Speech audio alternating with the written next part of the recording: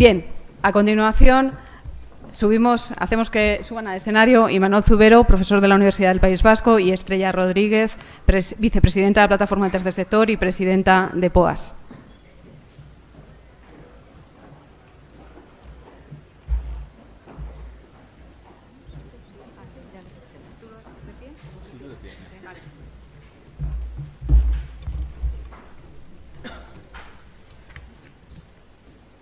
Bueno, buenos días a todos y a todas. Para mí, ¿no se oye? Para mí, la verdad, es un placer presentar al ponente de la conferencia, porque no es la primera, es la conferencia de la Convención sobre diagnóstico actual y principales retos del tercer sector en España. La va a dictar don Imanol Zubero, es profesor de Sociología de la Universidad del País Vasco.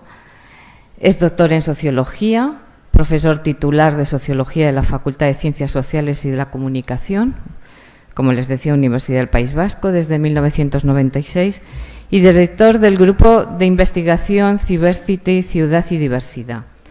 Ha sido concejal en el Ayuntamiento de Alonsotegui, 2001-2007, por la candidatura vecinal a los Onteguiko Esquerra, y senador electo por Vizcaya en las listas del PSE-PSOE. 2008-2012.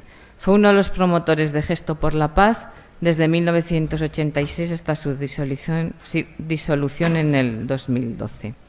Le hemos pedido a Imanol Zubero que nos ofrezca un análisis actual del tercer sector en España y nos ayude a reflexionar sobre el papel que ocupamos en este contexto sociopolítico. Es importante hablar, entre otros temas, del nuevo papel del tercer sector, de los compañeros de viaje con los que necesitamos colaborar y compartir esfuerzos, de los retos actuales y futuros que debemos afrontar y de las posibilidades del tercer sector sea reconocido como protagonista principal en el marco del diálogo civil. Bueno, parece que hoy, con la presencia institucional tan importante, vamos camino de conseguirlo. Pero como todavía nos quedan muchos retos por delante y Imanol Zubero nos conoce muy bien, perfectamente bien, es un estudioso del tercer sector, ha colaborado también con nosotros en el estudio publicado por la Plataforma de ONGs de Acción Social en 2015, en la parte prospectiva, en el capítulo titulado La relación entre el tercer sector de acción social, los movimientos sociales y las nuevas formas de participación de la sociedad. Después de su ponencia veréis cómo nos conoce muy bien y cómo nos va a enfrentar a nuestros retos y también a nuestras debilidades. Cuando quieras.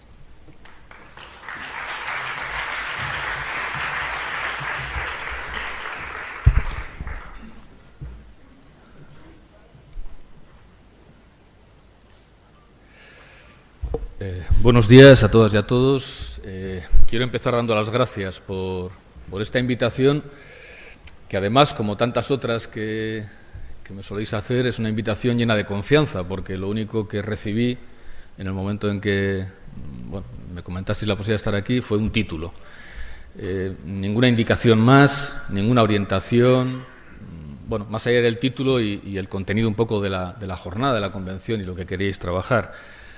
Eso, como digo, denota una confianza importante. En fin, espero estar a la altura de la misma. Yo básicamente lo que quiero plantear es una reflexión en torno a 4 cuestiones. Primero voy a plantear una pregunta que hace ya tiempo que vengo haciéndome, y es ¿por qué nos gusta tanto en este sector jugar a la OCA? ¿Vale? Porque llevamos mucho tiempo jugando a la OCA. Luego lo veremos, ¿no? Yo creo que es un sector que reflexiona mucho sobre su entorno, pero también reflexiona mucho sobre sí mismo. Y evidentemente la reflexividad es buena, es muy buena, pero en ocasiones un exceso de reflexividad pues puede indicar que nos encontramos con algún cierto problema o tensión interna que no acabamos de resolver. En segundo lugar, nos preguntaremos si de verdad necesitamos un nuevo diagnóstico. El título que se me daba era Diagnóstico y retos.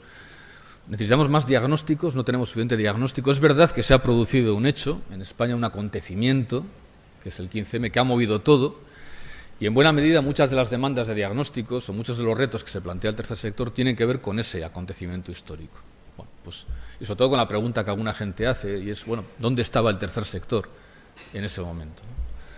En tercer lugar, plantearé si estamos dispuestas o dispuestos a cargar con el rinoceronte, luego saldrá por aquí un rinoceronte, que viaja en nuestra bodega, o si vamos a seguir jugando a la oca. Y por último, para que todos no sean preguntas sin respuesta, pues voy a intentar plantear una idea, y es que creo que es fundamental que el tercer sector refuerce su potencia relacional, es de lo que sabe. El tercer sector sabe sobre todo de relación, ¿vale? Sabe de construir entornos relacionales, que esa es su identidad, y que para ello tal vez es una propuesta. Vosotras y vosotros tendréis que ver si os vale, y en todo caso si la seguís discutiendo, tendrá que empezar a verse a sí mismo como un movimiento que yo he llamado, y perdón, voluntariadista, que no es lo mismo que la voluntariosidad, que no es lo mismo que la voluntarización, y que ni siquiera es lo mismo que el voluntariado. Y empezamos con la primera cuestión. No sé para dónde tengo que señalar, esto es como la vida.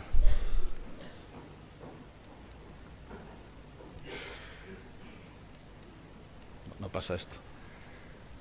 Aquí. Vale, la primera pregunta era ¿por qué nos gusta tanto jugar al juego de la oca? La idea del juego de la oca la formulé en primer lugar en el congreso del voluntariado que se celebró en Euskadi, en el que me tocó hacer como relator. Claro, yo me ponía a trabajar lo que veníais haciendo y decía, ay, Valiz, pero si se avanza un montón, se avanza muchísimo, y de repente parece como que siempre caímos en la casilla muerta y venga, otra vez a vuelta a empezar, ¿no? O sea, nos preguntamos aparentemente siempre las mismas cosas, ¿no? Esto no... Seré yo, seguramente. Vale, ahora. Yo creo que no existe institución social que haya realizado el ejercicio de reflexividad que viene haciendo el tercer sector, ¿no? Es decir, esa capacidad para volverse sobre sí mismo, para volverse interiormente hacia la propia realidad, creo que el tercer sector, ha aprobado con largura esa asignatura, ¿no? No hay más que entrar en los documentos que se aportan como complemento, como material complementario a esta convención, y veremos que el trabajo es un trabajo permanente e inmenso. Solamente por recordar algunos, ¿no? Tenemos el anuario del tercer sector de 2010, luego veremos la conexión clave que yo creo que hay entre voluntariado y tercer sector, ¿no?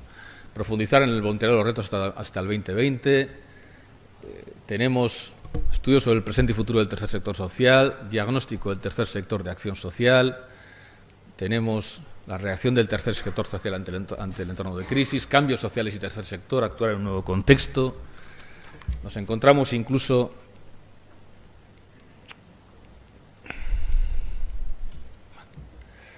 con planes estratégicos, ¿no? Que hay un primer plan estratégico que se basa evidentemente en un diagnóstico de retos, que luego es evaluado, que luego da lugar a un segundo plan estratégico, que a su vez da lugar a un diagnóstico que está enfocando hacia un tercer plan estratégico.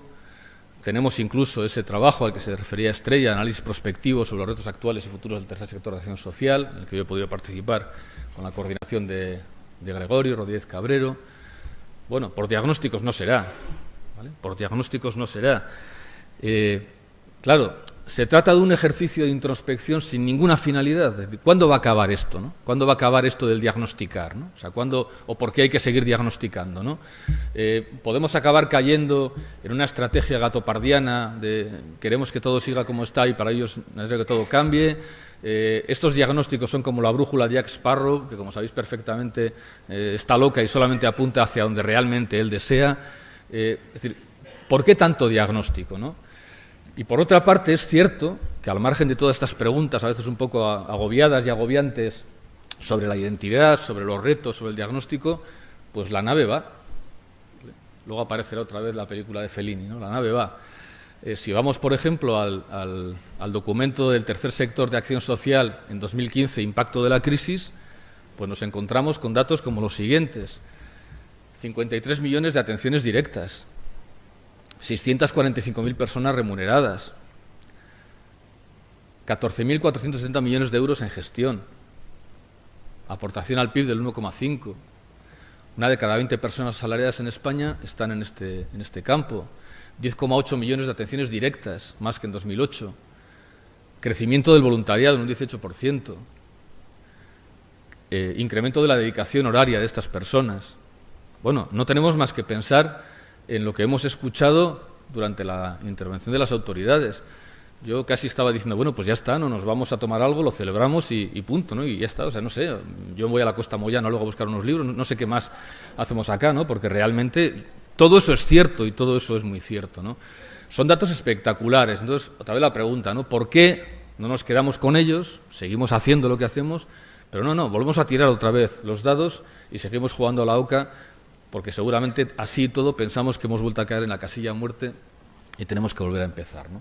Bueno, y en cierto sentido, y es la segunda cuestión que quiero plantear, pues esto tiene su lógica, porque es verdad que aunque todos estos diagnósticos se han producido, se están produciendo ya después de ese acontecimiento del 15M, no cabe duda de que ese acontecimiento ha generado un auténtico terremoto en el mundo político, social, cultural, económico de España, y las réplicas de ese terremoto no dejan de sentirse, no dejan de notarse. Por tanto, es verdad que el 15M, como el resto de instituciones sociales, económicas, políticas, culturales españolas, pues no ha podido aislarse de este fenómeno, y se ve perfectamente cuando vamos a los diagnósticos del tercer sector que este fenómeno está afectando y está de alguna manera explicando por qué no hay comodidad en la situación y hay una búsqueda permanente de esa identidad o de esa resituación en una coyuntura que se considera que ha cambiado. Las primeras reacciones frente a este acontecimiento del 15M fueron dirigidas a decir, bueno, pues a lo mejor si nos contrastamos con lo que está pasando allá, podemos intercambiar experiencias y podemos generar sinergias y podemos aprender, ¿no? Bueno, pues hay algunos trabajos por ahí que circulan de aprendizajes para el voluntariado de la Spanish Revolution, ¿no? En segundo lugar, la mayoría de los diagnósticos, la mayoría de las reflexiones a partir del fenómeno 15M y su relación con el tercer sector en España fueron más bien de sensación de encrucijada, ¿no? Bueno, de alguna manera se ha producido un punto de inflexión y no podemos seguir funcionando como hasta ahora, no podemos seguir funcionando como si eso no hubiera ocurrido, ¿no? Y hay cantidad de trabajos, algunos muy relevantes, cantidad de trabajos que lo señalan, ¿no? Por ejemplo, pues en un artículo, el tercer sector de acción social en la encrucijada, pues se puede leer, dentro de los nuevos actores que forman parte del contexto, el sector está más cercano a la pretendida empresa responsable o a los nuevos movimientos sociales y ciudadanos que nacieron a partir de 2011. Esta es una pregunta que está permanentemente aleteando en estos diagnósticos y en estas preocupaciones, como es lógico por otra parte, ¿no? Es una preocupación que aparecía muy claramente en ese análisis prospectivo sobre los retos actuales y futuros del tercer sector, sobre todo el de acción social, en el que participé como investigador junto con otra gente, ¿no? Por ejemplo, pues se decía, hay un sector que nos llama casta y no le falta razón. Claro, esto es terrible, ¿no? Que alguna gente del propio tercer sector diga, ¿hemos caído del lado de la casta o no? Bueno, esta es una cuestión pues preocupante, ciertamente, ¿no? O se decía, por ejemplo, la pluripertenencia se ha trocado en pertenencia a una u otra realidad. Yo tuve un poco esta sensación cuando se presentó el último informe FOESA aquí en Madrid. Hubo un grupo de trabajo, un taller sobre nuevas formas de participación social, etcétera. Y en un momento determinado yo pregunté, bueno, aquí no hay nadie de Podemos, aquí no hay nadie del 15M. Y bueno, la gente que estábamos ahí éramos más bien gente de las viejas formas de participación social y política. Es verdad que de alguna manera la sensación de que se ha producido una especie de transición, una especie de momento de elección entre una forma u otra de participar, pues también parece muy clara en las entrevistas que hacíamos, ¿no?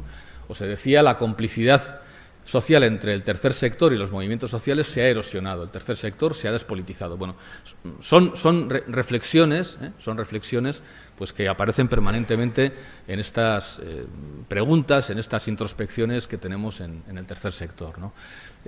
Incluso ha habido, bueno, planteamientos bastante más radicales, ¿no? Bastante más críticos con el papel del tercer sector, sobre todo el de acción social, donde se decía finalmente esto efectivamente son casta, ¿no? O se preguntaba, ¿dónde está el tercer sector cuando se le necesita, ¿no? Y se decía, bueno, a finales de febrero de este año 2012, un devastador estudio de Cáritas puso negro sobre blanco la realidad que ya se intuía.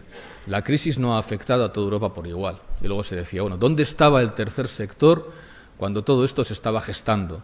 ¿Dónde están hoy las voces de denuncia de los expertos en pobreza y exclusión? Y, a ver, salvando todas las distancias, sin ningún autobombo, pero yo cuando leía estas cosas recordaba un chiste del Roto. Bueno, el Roto no hace chistes, el Roto hace auténticas sentencias, ¿no? Pero una viñeta del Roto, cuando el Papa Benedicto XVI visitó Auschwitz y debió preguntar algo así como ¿dónde estabas, Dios?, mientras esto ocurría, y el Roto decía, bueno, ¿dónde estabas, Dios mío, durante el Holocausto? Y se escuchaba una voz que salía de un horno crematorio que decía, pero hombre, en las cámaras de gas, ¿no te acuerdas? Bueno, yo creo que durante la crisis el tercer sector ha estado donde tenía que estar. Ha estado trabajando, ha estado dando el callo, ha estado en los sitios donde estaba la gente, con mejor o peor visibilidad, con mayor o menor acierto, pero ha estado donde había que estar. Creo que es una experiencia que tenemos que reivindicar, ¿vale? Y hemos estado allí, vamos a seguir estando. Así todo, pues no hay que olvidar que tenemos que hincar el diente a esa tensión que no deja de sacudir al tercer sector y que es la que, como digo, está permanentemente haciéndonos como jugar a este juego de la oca, ¿no? Aquí la tercera cuestión, la tercera pregunta. ¿Estamos dispuestas a cargar con el rinoceronte que viaja en nuestra bodega o vamos a seguir jugando a la oca? Dos reflexiones que aparecían en las entrevistas que hacíamos en el estudio de diagnósticos al que me refería antes. Una decía, esta crisis tiene lugar en un sector sin base social, sin movilización, pero en una sociedad que ha encontrado dónde expresarse, a través de movimientos sociales y mareas de diferente tipo. El tercer sector es visto más como un sector conservador que transformador. Antes lo fue, a través de movimientos de insumisión, 07 para el desarrollo, entre otros movimientos. Y otra persona entrevistada decía, las organizaciones del tercer sector de acción social tuvieron capacidad de movilización, por ejemplo, tiendas de campaña en la Castellana para el 0,7% del IRPF, pero no han sabido mantenerla porque se han profesionalizado y mirado hacia adentro, hacia sus programas. Ciertamente, cuando leemos el documento del diagnóstico del tercer sector de acción social de 2013, el segundo plan estratégico, pues aparece claramente un diagnóstico que hacéis vosotras mismas, que hacéis vosotros mismos, que dice, se pregunta, falta de participación, la explosión del 15M. Y se dice, un cambio que se ha producido en el contexto y que ha afectado y afectará al tercer sector español, tiene que ver con la evolución que se ha ido produciendo en cuanto a las formas de organización y de participación social. Creo que esto es bastante evidente. Hay unos nuevos agentes, unos nuevos actores sociales y sobre todo hay unas nuevas formas de participar que incluso han entrado en los viejos actores sociales. Las cosas ya no pueden seguir siendo como eran, no sabemos si para siempre, pero desde luego ha habido un cambio y ese cambio está removiendo todo, está removiendo no solamente lo nuevo, sino también lo que había ya antes, lo clásico, ¿no? Vale. Sin embargo, cuando vamos a la respuesta que da el propio diagnóstico al que hacía referencia respecto de las tensiones que todo ese cambio genera en el tercer sector, bueno, pues podéis ver el documento, lo conoceréis seguramente. Cuando vemos las tensiones que aparecen, pues otra vez, sobre todo, son tensiones en clave interna, ¿vale? Tensiones en clave interna. Os doy la espalda para leerlas porque ahí no las veo bien. La densidad del sector, la interrelación entre territorios y sectores, el modelo de estructura, el modelo de gobernabilidad, la visión y acción, el marco regulador, el modelo de financiación, la gestión del voluntariado, la relación con grandes empresas, los recursos. Es decir, las tensiones que parece que afloran de ese gran cataclismo social, político, cultural que ha experimentado la sociedad española, parece que cuando se aborda luego otra vez el peso del sector es tan grande que se convierten en tensiones internas, ¿no? Y en cambio las tensiones de carácter más externo, más propiamente externas, las que tienen más que ver con esos cambios en el entorno que se diagnostican, pues son menores, son 6, tienen que ver con la reestructuración en la crisis, aunque es verdad que esto también puede vincularse hacia adentro, eso del enfoque empresarial o el enfoque alternativo, el enfoque metodológico principal en la coyuntura, el trabajo en red, el modelo de relación con actores externos principales. Nos da la impresión de que cuando el sector se hace consciente, y se hace consciente muy habitualmente, de que las cosas están cambiando, de que los tiempos están cambiando, como dice el último premio Nobel de Literatura, si lo recoge Bob Dylan, pues así todo, cuando queremos hacer el esfuerzo de resituarnos, la atracción el peso del sector vuelve otra vez a hacernos mirar hacia adentro, ¿no?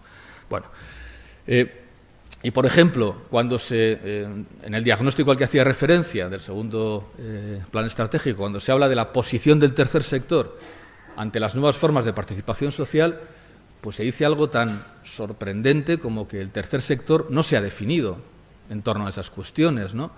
Es decir, no se ha definido de si es parte de esas nuevas formas de participación o no. Se dice, en términos generales, el sector no ha elaborado un discurso que analice la incidencia de las nuevas formas de participación social sobre su acción o sus propuestas. Y cuando se busca una explicación, pues se busca una explicación que aparece mucho en los diagnósticos, y es, a ver, en todo ello influye decisivamente la diversidad de opciones ideológicas que conviven en el propio sector, es decir, la diversidad, ¿no? Siempre la diversidad. Y esto me lleva a plantear que pudiera ser que el tercer sector, en particular el tercer sector de acción social, pero el tercer sector en su conjunto, pues tal vez está destinado a cargar con un rinoceronte en su bodega, pero si fuera así, debería hacerlo de manera deliberada, abierta, explícita e intentando resolver, no retrasar, pues las contradicciones, las tensiones y los retos que este cargamento, que este rinoceronte plantea. Bueno, lo del rinoceronte viene por lo siguiente. A veces uno se pone a pensar en una intervención, encuentra una clave, que era lo de que la nave va, y la nave va me llevó a la película de Fellini, la nave va. Bueno, si habéis visto la película y si no la podéis ver, os voy a hacer un spoiler, ¿vale? Si alguien no quiere que tape los oídos, voy a hacer un spoiler, voy a contar el final, aunque como las películas de Fellini son tan surrealistas casi como la vida, a veces iba a decir tan surrealistas como el tercer sector, pues en realidad no creo que reviente a nadie la película, ¿vale? Pero la película de Fellini es una película muy curiosa, es una trama pues muy curiosa. En julio del 14 pues parte del puerto de Nápoles un lujoso barco, en el que va pues gente muy extraña, gente de la aristocracia europea, artistas, gente muy curiosa, que llevan las cenizas de una cantante de ópera muy famosa, de una diva de ópera, y van a echar sus cenizas en los mares griegos, cerca de una isla donde nació la tal diva, ¿no? Bueno, según van partiendo, vamos viendo a la gente, hay gente muy rara, como digo, hay un tipo con un harén, hay un hipnotizador de gallinas ruso, bueno, hay gente muy rara dentro de todo esto. Además, según van viajando, pues hay un olor terrible que sale de la bodega, descubren que hay un rinoceronte todo sucio, lo sacan a la bodega, lo sacan a la cubierta, lo limpian, lo vuelven a meter en la bodega. Mientras tanto se encuentran con unos náufragos que están huyendo de Sarajevo porque ha empezado la Primera Guerra Mundial, y están escapando, los rescatan. Se hunde la nave porque les lanzan un torpedo. Mientras se hunde la nave, de pronto vemos desde fuera la película y vemos que en realidad es un decorado todo y que el agua que veíamos antes no son más que papeles que se mueven. Bueno, es una película muy feliniana, ¿no? Y al final termina pues con esa escena de el narrador saliendo en un bote pues con el rinoceronte dentro, ¿no? Bueno, la imagen del rinoceronte a mí me lleva a plantearme esta cuestión, ¿no? O sea, ¿cuál es el rinoceronte? ¿Cuál es esa carga que de vez en cuando sacamos, aireamos, limpiamos y vuelve a estar en la bodega y siempre está ahí como un tercero incómodo? ¿Cuál es el rinoceronte del tercer sector? A ver, yo lo planteo así. Yo creo que el tercer sector, particularmente de acción social, pero en general el tercer sector que quiere tocar realidad, pues lleva desde sus orígenes en fase hamletiana, ¿vale? Ser o no ser. ¿Y ser o no ser qué? Pues la pregunta por la identidad del tercer sector siempre se ha planteado en torno a dos tensiones, ¿vale? O ser un sector que provee de servicios, que da respuesta a necesidades concretas, y en esto la potencia del tercer sector es indudable, pero también la tensión de ser un sector que transforma, ¿vale? Aquí está pues todos los debates que hemos tenido sobre la caña y el pez, que lo resolvemos teóricamente muy fácil, caña y pez y lo que sea, pero luego vemos que las propias organizaciones se encuentran con la dificultad de gestionarlo en el día a día, ¿no? Entonces nos encontramos con un tercer sector proveedor de servicios, y en esto es muy poderoso, y un tercer sector transformador, y aquí pues nuestro diagnóstico, no sé si acertado o no, también lo podríamos discutir, pues es que en esto pues no acabamos de... La dimensión transformadora es un poquito más raquítica, ¿no? Es como si tuviéramos un brazo hipermusculado, que es el de la provisión de bienes, la provisión de servicios, la provisión de recursos, y tenemos un brazo más raquítico, que es el de la transformación, ¿no? Somos como esos tenistas que sobre todo utilizan una mano y al final pues ves que tienen un desequilibrio importante en su fisiología, ¿no? De alguna manera es como si el tercer sector podría haber optado. Como han hecho muchísimos movimientos sociales y movimientos políticos, podría haber optado, pero dicho, mira, nos vamos a dedicar solo a una cosa. Si es a transformar. Y entonces nuestras contradicciones tendrán que ver, nuestras tensiones tendrán que ver con si transformamos más, menos, bien o mal. O vamos a dedicarnos a proveer de servicios. Y entonces las tensiones serán si lo hacemos bien. Es decir, de alguna manera el tercer sector podría haber elegido entre ser un sector aplicado a lo social, o un sector de carácter más largoplacista o medioplacista que intenta transformar la realidad social. Pero no, ha decidido cargar con las dos mochilas, ¿no? Con la mochila de la transformación y con la mochila de la provisión de servicios, ¿no? Y esto ciertamente pues es complicado. Yo creo que tenemos que ser conscientes de entrada, creo que lo somos todas y todos, de que esto es complicado. Y seguramente esta opción de cargar con las dos mochilas es tanto consecuencia de su diversidad interna tan grande, pero también de alguna manera explica que esa diversidad sea una diversidad de complicada gestión, ¿vale? No quiero enrollarme en esto, pero esa división de caminos entre la perspectiva más transformadora y la perspectiva más proveedora se produjo en el mundo del cambio social, hace mucho tiempo, ¿vale? Hace mucho tiempo. Richard Sennett, que es un pensador muy interesante, que además en sus últimos trabajos se está acercando mucho a estos temas pues, que interesan tanto al tercer sector, como es el tema de la comunidad, como es el tema del respeto, como es el tema de la cooperación, pues él cuenta cómo a finales del siglo XIX el activismo sociopolítico se bifurcó en dos direcciones. Por una parte estaba la izquierda política, que lo que decía era que para enfrentarse a un gran poder hace falta otro gran poder, por tanto se posicionó en el espacio de la transformación, y por otra parte estaba pues, lo que él llama la izquierda social. Y él lo plantea así, lo leo. Dice, a los reformistas les interesaban cuestiones sociales tales como la falta de educación, la gestión de la vida familiar, la vivienda o el aislamiento de los recién llegados a las ciudades. La comunidad y los organizadores laborales de la izquierda social creían que ocuparse de esas condiciones significaba cambiar el edificio desde abajo. Para esto se inspiraban en un ya antiguo movimiento decimonónico llamado asociacionismo, origen de la moderna organización conocida como grassroots, movimiento que ponía el énfasis en el simple acto de cooperación con los demás como un fin en sí mismo antes que como un instrumento estratégico. Bueno, esa historia ya la hemos vivido, ¿no? Y de alguna manera se produjo una bifurcación. Y en la izquierda social, pues en primer lugar la izquierda política dio lugar a partidos y sindicatos, la izquierda social sobre todo se concretó en los llamados movimientos sociales, y el tercer sector, que seguramente en cuanto a su forma de interpretarse a sí mismo se identifica más con la izquierda social o con el espacio social, la transformación, dejémoslo de izquierda ahora, sin embargo, pues también tiene esa aspiración a la transformación colectiva, a la transformación total, ¿no?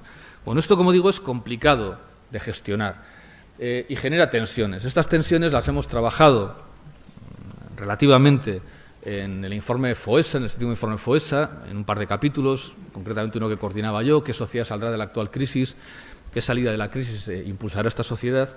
Y en ese capítulo veíamos que, claro, es que las dos cosas hacen falta.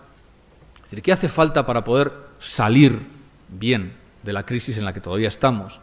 Pues, por un lado, remoralizar la cultura cívica, decíamos en aquel momento, ¿no? Es decir, reforzar la capacidad de las ciudadanas y ciudadanos de intervención, la capacidad de indignación, de protesta, de preocupación, de empatía, fundamentar normativamente las preferencias, darnos cuenta, ser conscientes de que muchas veces participamos de muchos procesos de vulnerabilización, de muchos procesos de exclusión.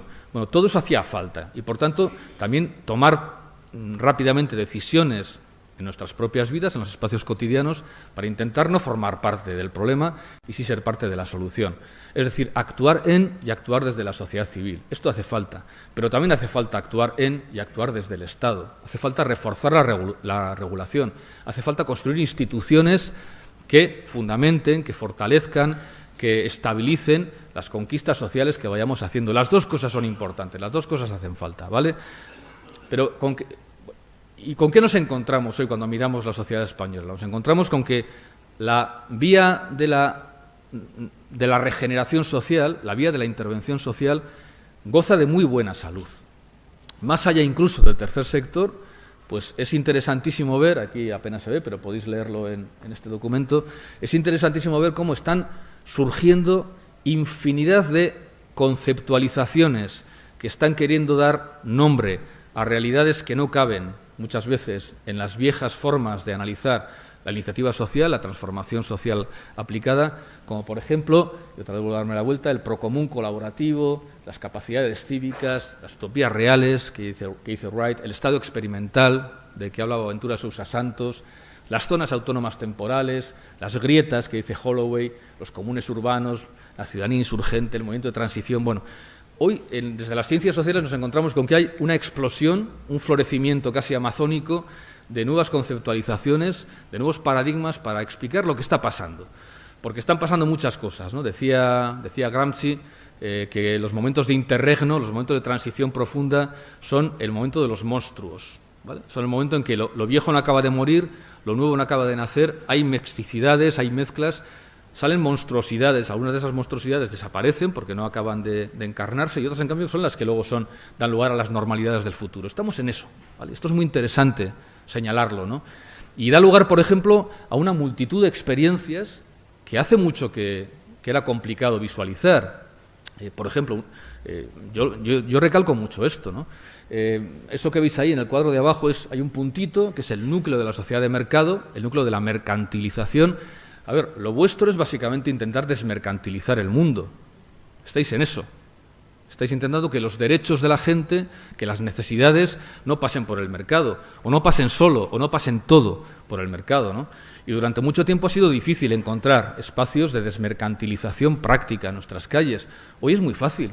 Hoy, cuando una persona decide con qué quiere circular por su ciudad, por su barrio, por su pueblo, si con la tarjeta de crédito o con el carnet de identidad o con la capacidad de comunicación, de relación social, con el reconocimiento social, con la integración social, pues hoy nos encontramos con que hay bancos de tiempo, teatros autogestionados, banca ética, mercados locales, cooperativas de todo tipo, intercambios de todo tipo, comunicación de todo tipo. O sea, hoy ya no tenemos que pagar por tantas cosas como antes teníamos que pagar, ¿no? O sea, hay un montón de experiencias que están desmercantilizando espacios vitales cotidianos.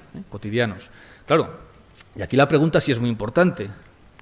¿Hacia qué lado va a caer ese tercer sector que quiere estar en los dos lados? ¿Y cuál es el riesgo que detectábamos en ese informe FOES al que hacía referencia anteriormente? A que las nuevas formas de protesta y las nuevas prácticas sociales transformadoras, sobre todo las más vinculadas a esos movimientos que hemos dado en llamar la constelación 15M, acaben despegándose del espacio institucional y acaben orientándose en una dirección estrictamente activista, estrictamente cotidiana, ciudadana. Eso es un recorrido posible, es decir, que se dé la espalda a la institución y que por ahí vayan pues todas esas nuevas formas del procomún, de los comunes urbanos, etcétera. Y cabe la posibilidad de que las organizaciones del tercer sector pues se vinculen tanto a la regulación que acaben dando la espalda a todas esas nuevas formas de acción. Bueno, ese es un riesgo que tenemos, es un reto al que tenemos que enfrentarnos, ¿no? Vale. En ese sentido, y termino con una cuestión más propositiva, ¿cuál es, yo creo que es el reto al que se enfrenta el tercer sector en el momento actual en España? Yo creo que el reto del tercer sector es seguramente seguir manteniendo esa tensión que le constituye como sector, seguir siendo consciente de que navega con un rinoceronte en la bodega, pero intentar resolver en adelante las contradicciones que eso genera reforzando la potencia relacional del tercer sector. Una potencia relacional que está o que estaría en su identidad como movimiento. Yo creo que el tercer sector tiene que empezar a verse como un movimiento social, diverso, sí, pero no absolutamente diverso o no diverso sin ningún tipo de orientación. Porque una cosa es la diversión y otra cosa es la diversidad, ¿vale? Y hay diversidades que las gestionamos y nos enriquecen y hay diversidades que sencillamente nos divierten y nos despistan al final, ¿vale? Entonces yo creo, con toda la humildad lo planteo, que el tercer sector tiene que reforzar su potencial relacional y tiene que empezar a verse como un movimiento que yo he llamado, y perdón por el palabra, voluntariadista, para distinguirlo de la voluntariosidad, de la voluntarización y hasta del voluntariado. Y en este último tramo de mi intervención, que va a ser breve, 10 minutos, voy a intentar aclarar esta cuestión y dejarla aquí para que, si os vale, la sigamos, porque yo me siento parte de esta historia, la sigamos discutiendo. Bueno. Como digo, la cuestión de la diversidad es siempre un poco, por una parte a veces como el lastre del tercer sector, A veces cuando decimos, ¿por qué no hacemos? Es que somos muy diversas. Pero también la disculpa. ¿Y es que somos tan diversas? Bueno. Se dice, por ejemplo, en uno de los diagnósticos, se puede afirmar que en conjunto, en la posición del tercer sector sobre la realidad actual, ¿qué sociedad queremos? Y entonces está la diversidad ahí operando, ¿no?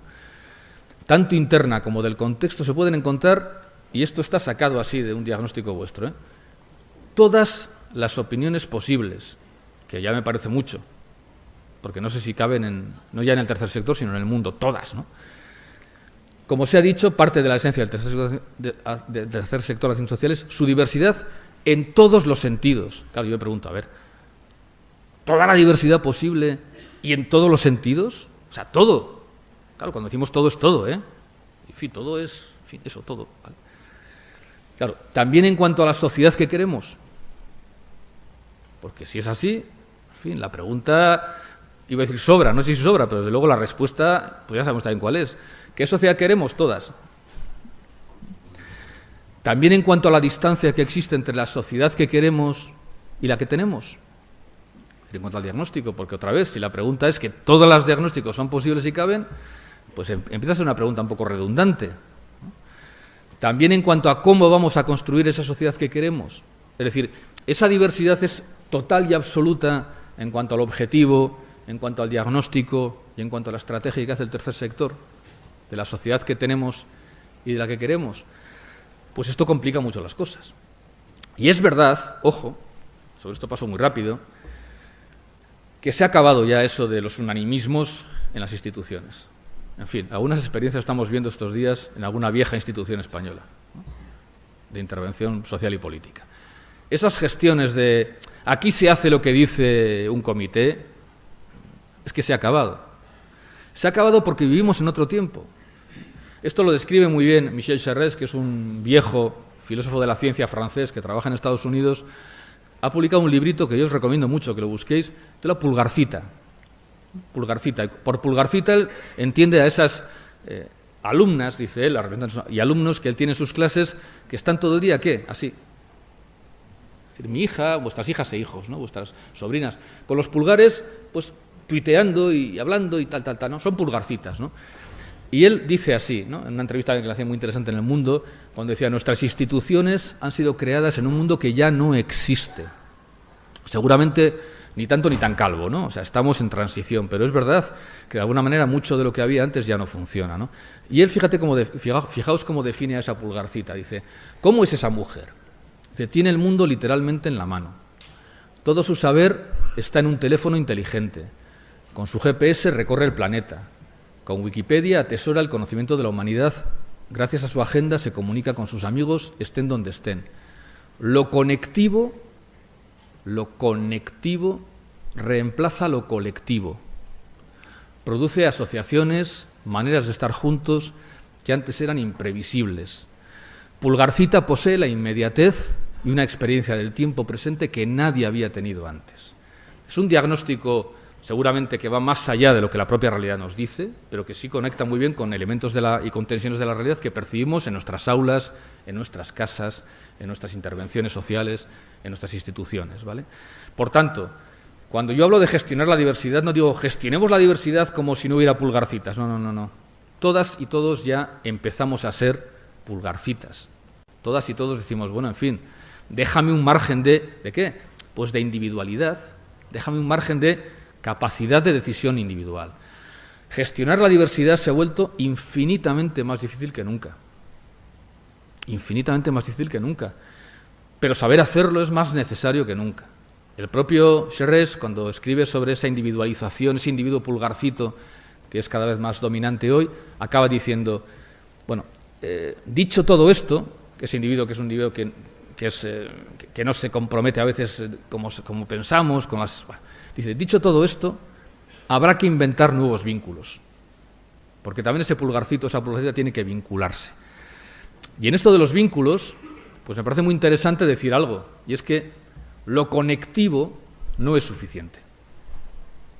Lo conectivo no es suficiente. Un filósofo germano-coreano de apellido, en fin, con perdón, el nombre que siempre se me olvida, Hyun Chang Han, que está muy de moda ahora, con perdón, publica cosas muy interesantes y uno de sus ensayos es La sociedad de la transparencia y dice lo siguiente, dice, en la sociedad de la transparencia no se forma ninguna comunidad en sentido enfático, surgen solamente acumulaciones o pluralidades casuales, de individuos aislados para sí, de egos que persiguen un interés común o se agrupan en torno a una marca. Un poco lo conectivo genera a veces esto, ¿no? Son como las bandadas de estorninos, ¿no? Parece que tienen como lógica, porque van todos juntos, sí, pero no sabes por dónde van. Están aquí, están allá, tal y cual, ¿no? César Rendueles, que es uno de los pensadores españoles más interesantes, yo os recomendaría mucho que sigáis sus trabajos. Últimamente se ha publicado un diálogo con Joan Subirats sobre el tema de los bienes comunes interesantísimo, en Sociofobia, que es un libro que se ha convertido en una referencia fundamental en los análisis de la realidad actual, él dice, en Internet muchas veces nos convencemos a nosotros mismos de que hacer cosas a la vez es casi lo mismo que hacerlas juntos, y no es lo mismo.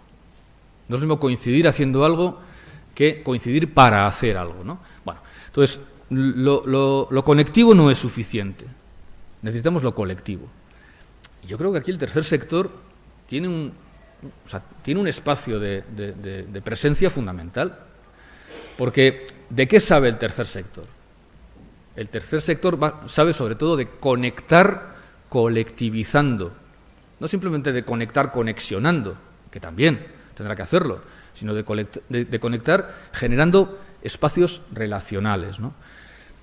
Fijaos lo que escribe Alain Soupiot, que es uno de los juristas del trabajo más importantes en este momento, gran crítico con muchas de las crisis que sufre hoy el mundo del trabajo, la economía, etcétera, ¿no? Él dice, en diferentes lenguas africanas, la palabra pobre no significa carente de recursos materiales. Pobre no es quien tiene pocas cosas, pobre es quien tiene poca gente, quien no puede contar con espacios de solidaridad y reconocimiento ajenos, ¿no? Y él dice que, aunque es verdad, y es cierto, que es fundamental institucionalizar la solidaridad y la justicia, él dice que hay que revalorizar la sociedad civil. O sea, que es fundamental darnos cuenta de la importancia de que para que las instituciones de solidaridad funcionen, tiene que funcionar una cultura de la solidaridad en la base social. Y si no, no tiene legitimidad. Bueno, yo creo que el espacio del tercer sector, el mundo del tercer sector, tiene aquí su espacio, tiene aquí su engarce de una manera muy natural en esta construcción de socialidades, en esta construcción de relaciones. Y para hacerlo, pues creo que es importante vincular dos dimensiones del tercer sector que, por cierto, en las recientes aprobaciones de las leyes a las que se hacía referencia esta mañana, aparecen muy vinculadas. Si leemos la Ley del Tercer Sector de Acción Social de España y la Ley del Voluntariado, aprobadas el 9 de octubre y el 14 de octubre del 2015, casi continuadas una a la otra, nos encontramos con lo siguiente, ¿no? La Ley de Voluntariado caracteriza así la acción a la que da cobertura. Dice, esta ley da cobertura a una acción voluntaria sin adjetivos, no solo en el tercer sector. Si leemos los principios rectores contenidos en la Ley de Tercer Sector de Acción Social, dice, principios rectores, el G, dice, contribuir a hacer efectiva la cohesión social por medio de la participación ciudadana en la acción social a través del voluntariado. Da la impresión, leyendo las dos leyes en paralelo, y parece que es así, que una persona puede ser voluntaria fuera del tercer sector. Pero el tercer sector parecería que no puede existir si no es como un espacio privilegiado, aunque no único, para la acción voluntaria organizada. Vale, y a partir de aquí, yo ahora ya iba a decir me suelto el pelo, pero es imposible. A partir de aquí me vuelvo loco y os cuento lo siguiente. Y si os vale, vale, a ver. Yo creo que la única forma, no. Una forma de abordar estas tensiones en las que os encontráis metidas y metidos de manera permanente sería hacer un ejercicio parecido al que yo os propongo, que es lo siguiente. Distinguir entre voluntariosidad, que es una disposición natural de todos los seres humanos. Todos los seres humanos tenemos tendencia a ayudar, a hacer cosas por los demás y a hacer cosas con los demás. Esta es la voluntariosidad natural que nos convierte, por otra parte, en humanos, en humanas. En segundo lugar, la voluntarización, que es una organización de la voluntariosidad. Es la voluntariosidad institucionalizada. Y esta institucionalización se puede hacer de dos maneras. A través de la ciudadanía con sus reglas, con sus normas, con sus valores, con sus recursos, es una voluntarización ordinaria. Como ciudadanas y ciudadanos tenemos obligaciones unos con otros. Pagar impuestos es un ejercicio de solidaridad ciudadano. Y además de eso, también cabe organizar la voluntarización a través del voluntariado, que es un plus de voluntarización, ¿vale? Es una voluntarización extraordinaria. Todas y todos tenemos la obligación de ser solidarias con nuestros impuestos como ciudadanas, pero no tenemos la obligación de serlo con nuestra acción voluntaria. Aquí el voluntariado interviene y dice, mira, además os proponemos dar un paso más, no solamente ser voluntarias y ser solidarias como ciudadanas y ciudadanos, también como voluntarias y voluntarios. Vale. Y normalmente nos quedamos allí, en la reflexión, no digo en la acción.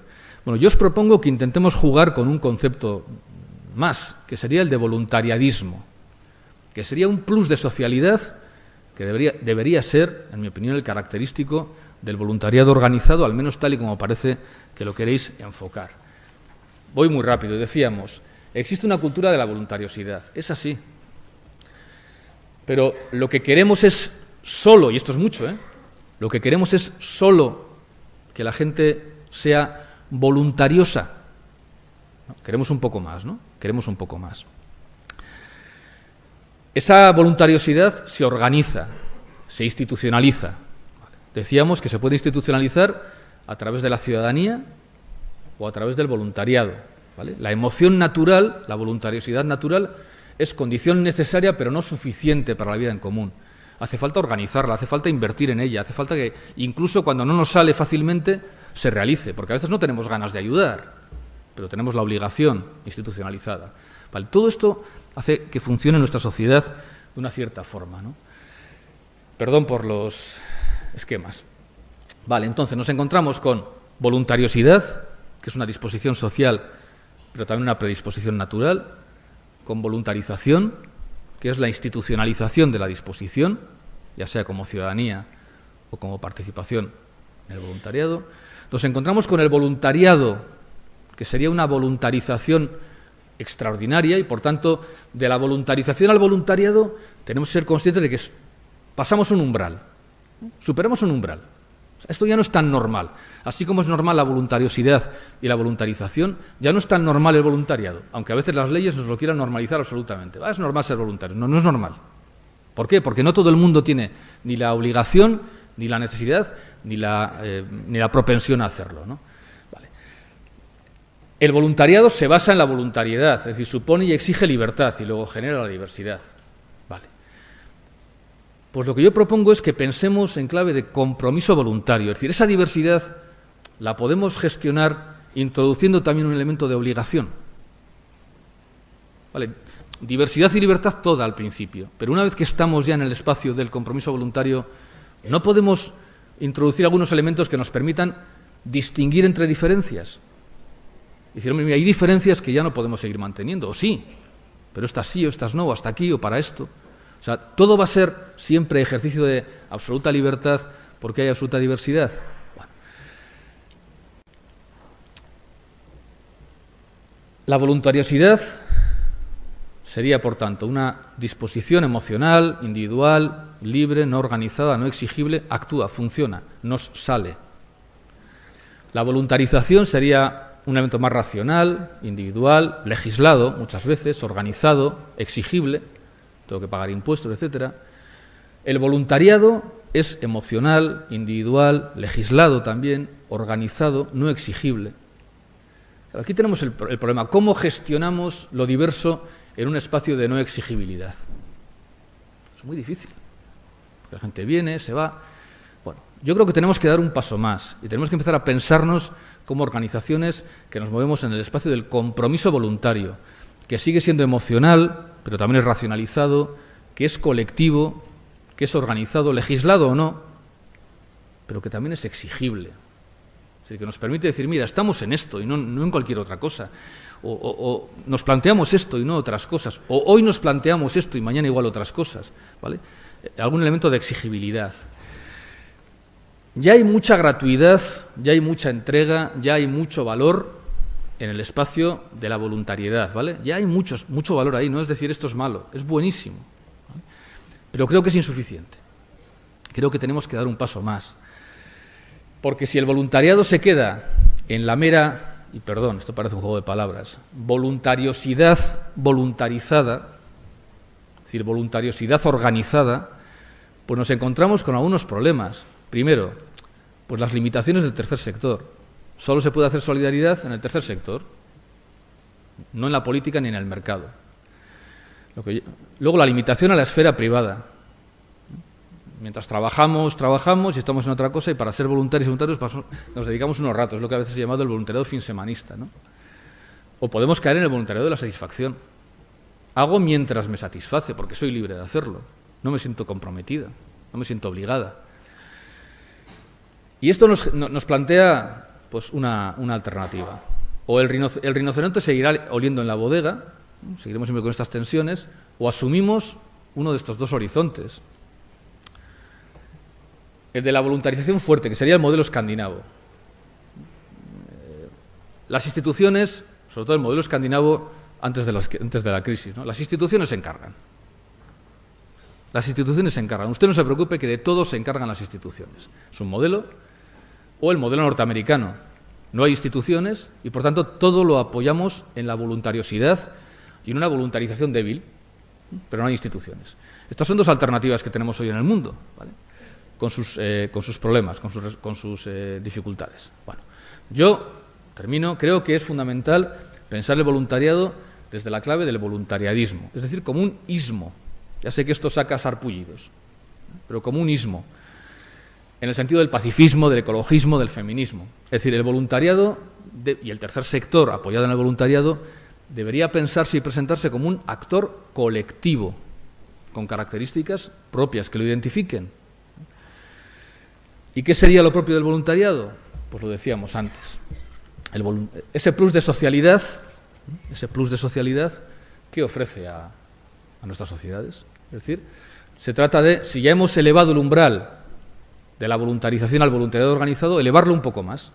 Elevar el umbral hasta superar estas exigencias de voluntarización y situaciones extraordinarias. Y, por tanto, pues elevar el umbral tanto el voluntariado, es decir, de voluntarioso a comprometido, como la propia voluntariosidad, es decir, volver normal lo extraordinario. De alguna manera, lo que tanto ha venido planteando pues gente como García Roca cuando decían vamos a contaminar los otros sectores, no vamos a conformarnos con ser un tercer sector, vamos a ser un tercer sector vírico, viral, que contamine también el mercado y el Estado, o vamos a mantenernos en nuestro espacio solamente, ¿no? Y yo creo que hay conexiones de ese voluntariadismo, de ese tercer sectorismo, si queréis, bastante potentes hoy. Hoy se habla mucho de lo común. ¿El tercer sector está en la reflexión de lo común o no está? Pues debería estar. Debería estar. Desde la sociología y economía feministas se habla mucho del care, de la democracia del cuidado, por ejemplo. El tercer sector está en lo del cuidado. No digo estando, que está pensando, está actuando, está pensándose como organización del cuidado, porque ahí hay un espacio importante para estar. Desde muchas sociologías se habla de la sociología de las relaciones, ¿no? Pier Paolo Donati y otra gente, ¿no? O sea, estamos pensándonos en lo relacional, ¿no? O todo el espacio de la desmercantilización. Es decir, yo creo que, sin dar muchas vueltas, hay conexiones fundamentales del voluntariadismo con algunas de las dimensiones más potentes hoy, de quienes están pensando y queriendo cambiar nuestra sociedad. El tema del común, el tema del cuidado, el tema de lo relacional y el tema de la desmercantilización. Bueno, yo creo que marcan una especie como de espacio de juego, de campo de juego, donde dentro cabe mucha diversidad, pero de alguna manera acota también un poco el espacio de juego del voluntariado, bueno, y del tercer sector. Bueno, termino. Esto no va a ser sencillo. Enfrentarse realmente a la resolución de estas tensiones que arrastráis de manera casi permanente no va a ser sencillo. En algún momento lo hemos pensado. Bueno, solamente planteo una de las dificultades que nos va a generar más evidentes, ¿no? Y es gestionar la intensidad y la extensión del movimiento, gestionar la intensidad y la extensión del sector. No todo es posible, no todo es posible. Y gestionar estas tensiones nos obligará a buscar equilibrios siempre inestables y por lo mismo y por lo tanto siempre revisables, nunca para siempre, entre intensidad, es decir, coherencia, sentido de la misión, autoexigencia y extensión, es decir, institucionalización, interlocución, imagen social, penetración, capacidad de actuar como lobby. Es decir, nos vamos a encontrar en esas tensiones que tendremos que intentar gestionar, ¿no? Insisto que no son tensiones nuevas ni vuestras, ¿no? Una de las reflexiones potentes que a mí me han acompañado muchas veces pensando en el tema de la participación era esto de una de Allen Finkielkraut de hace unos años, cuando decía, haciendo un análisis de lo que había pasado desde los movimientos sociopolíticos de los 60 a los movimientos sociopolíticos posteriores de los 80 y tal, él decía, antes o ayer, en nombre de la ideología, nos negábamos a dejarnos engañar por el sufrimiento. Hoy, enfrentados al sufrimiento y con toda la miseria del mundo al alcance de la vista, nos negamos a dejarnos engañar por la ideología. Bueno, es la tensión en la que ha estado siempre la acción transformadora, ¿no? Sufrimiento, ideología, transformación a largo o intervención a corto, ¿no? Bueno, ahí estamos, ¿no? Yo diría cuál es mi opción, pero no lo voy a decir. Lo que sí digo es lo siguiente. Lo que hagamos en este campo de tensiones, hagámoslo para sumarnos desde nuestra propia tradición, desde la tradición del tercer sector, a todo lo que ya se está moviendo en nuestro entorno. Y hagámoslo aportando nuestras capacidades más propias, que es esa tarea relacional, esa tarea de reanudar los lazos. Lo dice muy bien Marco Rebelli, leo el texto para que nos quede así como una especie de sensación poética, y termino. Él, en un libro interesante, La política perdida, escribe lo siguiente. Dice, decenas, quizás cientos y miles de mujeres y de hombres, en los intersticios del desorden global, están por la tarea de reanudar los lazos. Me parece una imagen preciosa. De cerrar las heridas, de elaborar el mal, reparando desde abajo los daños que los desarraigados flujos de la economía y de la política, del mercado y del Estado producen. Todavía no son el presente, son como mucho el vago presagio de un futuro, de una posible política del futuro. Podrían fracasar, sin duda, porque los hombres de la tribu resulten más sordos de lo admisible y, por tanto, incapaces de escuchar y de acompañar. Es verdad, sin embargo, que si se les da libertad para actuar y pensar, si se les da el tiempo largo que todas las mutaciones antropológicas exigen, si no los aplasta la presión desde arriba de los viejos leviatanes, serán ellos, las mujeres y los hombres que ya tienen un pie en la ciudad planetaria, quienes ofrezcan el núcleo impulsor de un nuevo posible paradigma de la política. Bueno, yo creo que estamos en ese espacio, estamos en ello. Yo creo que es fundamental que lo que hagamos, lo vayamos haciendo con tiempos largos, pero sin dejar de reflexionar, pero también sin demora, porque las oportunidades están ahí, pero no van a estar ahí permanentemente. Muchas gracias.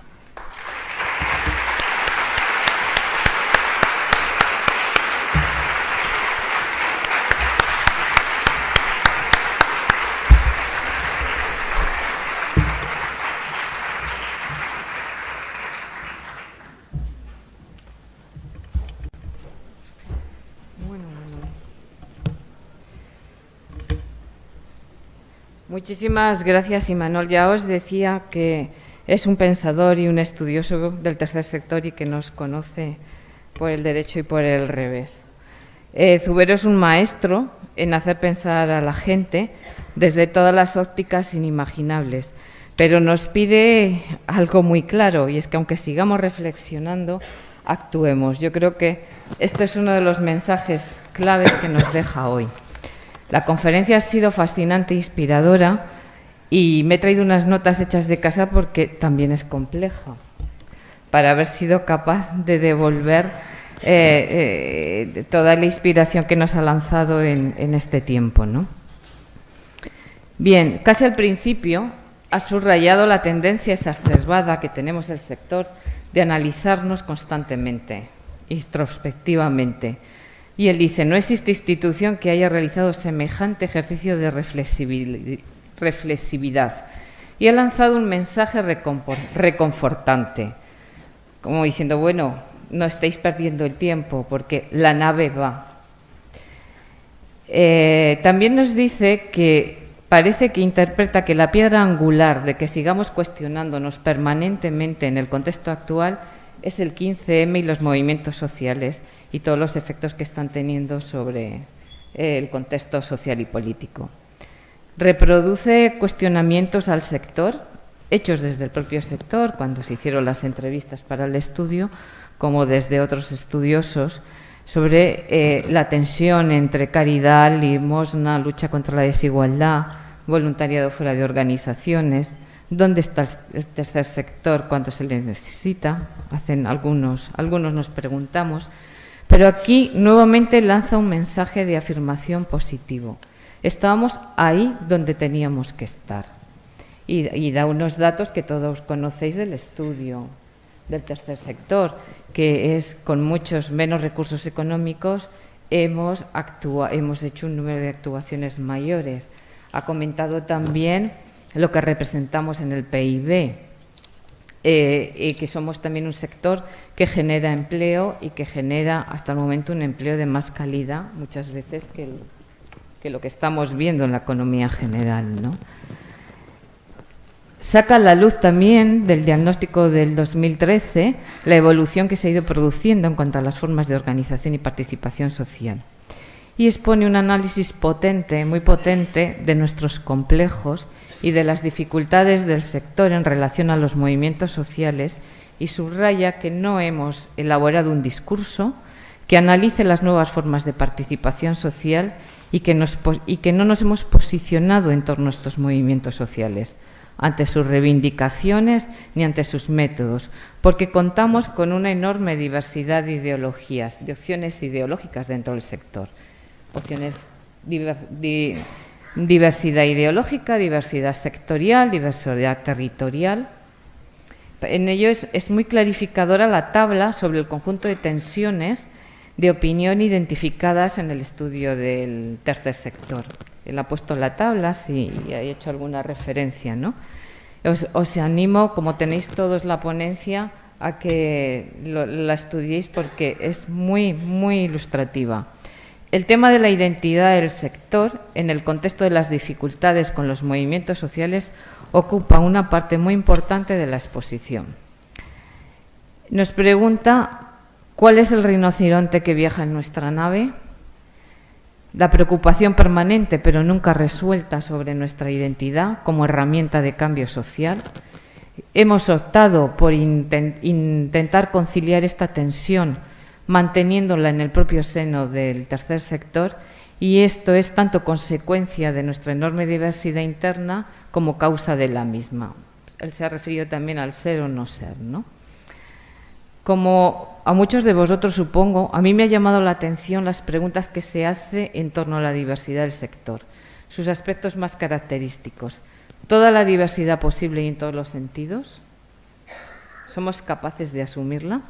También en cuanto a la sociedad que queremos, en cuanto al objetivo. También en cuanto a la distancia existente entre la sociedad que tenemos y la sociedad que queremos. También en cuanto a cómo vamos a construir esa sociedad que queremos. Son retos importantes, ¿no?, de cara al futuro. Nos propone también que tenemos que remoralizar la cultura cívica y reforzar la regulación. Y a partir de aquí ha enganchado una propuesta muy interesante que, partiendo de nuestra propia esencia, de lo que yo considero es una de las esencias del tercer sector, Zubero nos hace una propuesta sobre la necesidad de reforzar la potencia relacional del tercer sector.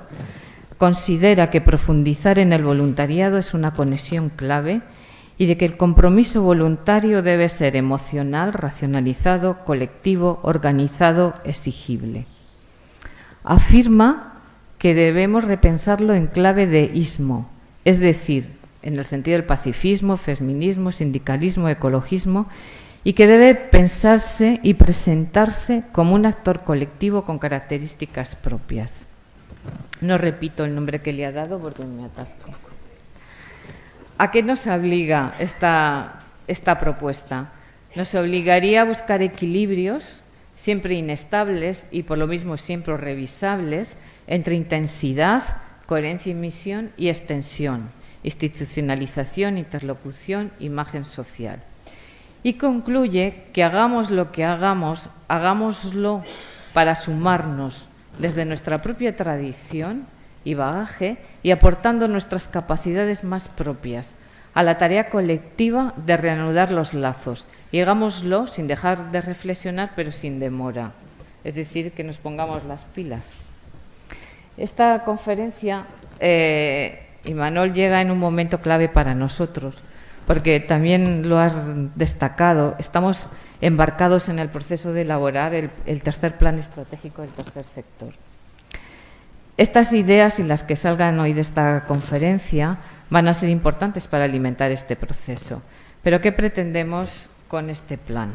Pretendemos desencadenar un proceso de reflexión en el que haya una participación activa de las entidades del sector. El plan como proceso y no solo como punto de llegada.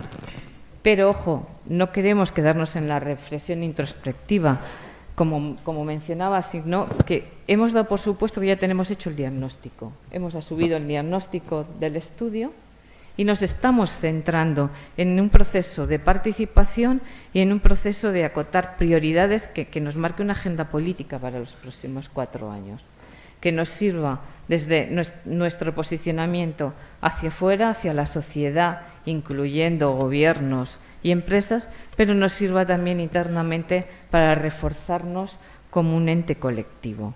Entonces, hemos preparado y estamos trabajando en ello. Yo creo que una elaboración, un proceso bastante participativo, con seminarios a nivel estatal, otros 4 seminarios territoriales, además de trabajar con una herramienta que nos va a permitir captar tanto las opiniones y propuestas no solo de nosotros, de los responsables de cada organización, sino también de nuestros técnicos y trabajadores, de nuestros voluntarios y voluntarias y, por qué no, de la sociedad en general que quiera entrar en la herramienta y participar. Por cierto, en el PEN que os han dado, aparte de la documentación y el diagnóstico, hay un vídeo sobre cómo poder participar en el proceso. Bueno, en el fondo lo que queremos es alinear la visión de las organizaciones sobre los retos que acometemos como sector en los próximos años, crear visión compartida y cultura del sector, definir las prioridades de actuación como sector, focalizarnos en aquello que es clave, o sea, pocas cosas muy focalizadas y aquellas que nos unen y que podamos defender conjuntamente. Orientar a los movimientos estratégicos del tercer sector en los próximos años, ser un documento de referencia en la actuación estratégica como sector y guiar la estrategia conjunta de actuación de las asociaciones, plataformas y redes. Bueno, superado ya el minuto de propaganda, aprovechando que estamos elaborando el tercer sector y que os invito a seguir participando, vamos a pasar ya al coloquio. Yo creo que ha sido una conferencia magnífica y que podemos aprovechar un coloquio hasta las 12 bastante interesante. ¿Preguntas?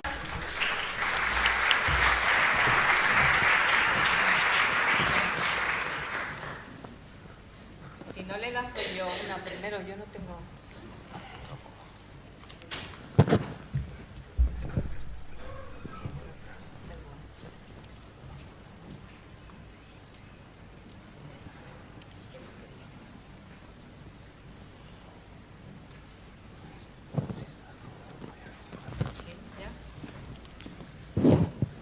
¿Ya? Bueno, abrimos un turno abierto de palabras, como no se oye. Sí, se oye. Como muchas veces hay preguntas y otras reflexiones, las reflexiones pido que sean de 2-3 minutos para que pueda participar mucha gente. Yo quiero lanzar una Que no, me da igual que la conteste ahora y que conteste ahora. Hacen señales por ahí. Sí, lo he visto, lo he visto. No se oye. ¿Está el tercer sector? ¿Se oye? No. ¿Está el tercer sector preparado para afrontar los cambios? Que no se oye. ¿No se oye? Bueno. ¿Se oye? Bueno, la pregunta... Ahora se oye. La pregunta es si está el tercer sector preparado para afrontar los cambios. Aquí en plan gallego, siguiendo el estereotipo, diría, bueno, define cambios, ¿no? Pero, a ver, o sea, ¿cómo no va a estarlo, no? O sea, estará preparado para afrontarlos, otra cosa es que acierte en la respuesta, ¿no? Pero ¿cómo no va a estarlo si es un sector que tiene una escala humana impresionante, una escala de institucionalización reconocida, una experiencia de reflexión tasada, una experiencia de intervención y, por tanto, una capacidad de estar sobre el terreno y de, por tanto, concretar los retos y los cambios que están produciendo? Entonces, preparado está. Otra cosa es, o sea, preparado objetivamente está. O sea, está preparado subjetivamente. Porque, claro, al final nos encontramos con la tensión de toda organización. Cuando tú quieres responder a una situación de cambio, sabes que eso te va a cambiar. Seríamos muy ingenuas si pensáramos que vamos a poder tirarnos a la marea del cambio, tirarnos al proceso del cambio sin que ese cambio nos cambie. Entonces, de alguna manera, claro, eso es un riesgo, ¿no? Eso es como cuando vas a hacer la primera vez, pues cuando vas a aprender a nadar y dices, bueno, ¿estás preparado para nadar? Todos estamos preparados para nadar, si haces un cursillito y tal. Ahora da miedo, ¿no? Da su cosa, ¿no? Bueno, pues nos va a cambiar. Y por eso digo que realmente lo que a mí me parece más importante no es tanto, lo decías tú bien, en el propio tercer plan estratégico, el diagnóstico ya está también, ¿no? La cosa es, bueno, ¿y ahora cómo lo hacemos, no? Sabiendo que eso pues nos va a transformar, nos va a obligar a generar debates internos. Bueno, pues yo creo que preparado está sobradamente, o sea, diría que mejor incluso que otras organizaciones. Bien, Manolo levantó la mano y por allí atrás, pero no sé quién. Sí, yo quería resaltar un aspecto que me parece que es el más importante, desde mi punto de vista de tu intervención, que es eso que llamas el equilibrio, o más bien la tensión entre gestión y movilización, entre institucionalización y protesta y reivindicación, y el movimiento del 15M. Porque efectivamente el tercer sector, en sus orígenes, al menos muchas de sus organizaciones, yo estoy en el MPDL, por aquí está Paquita Sauquillo, que nació como formando parte del movimiento pacifista. Era un movimiento de protesta. El tercer sector, en su origen, tiene mucho de organizaciones de protesta, de entidades reivindicativas, de entidades de denuncia. Pero a lo largo del tiempo, afortunadamente, el tercer sector, estas organizaciones han tenido que profesionalizarse.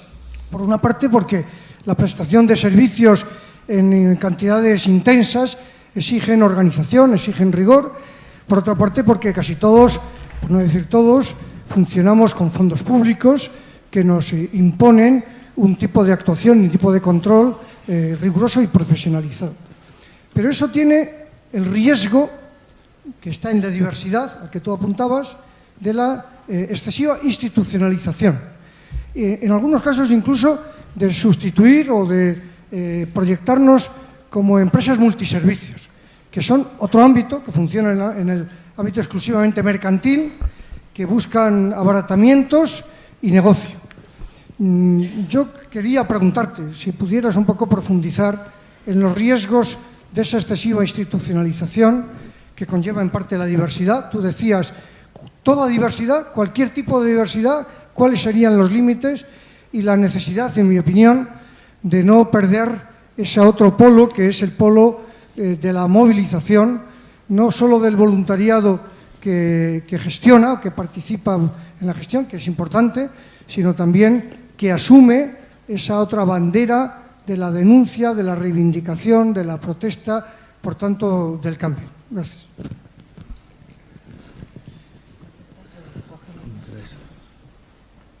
Había más preguntas por el fondo.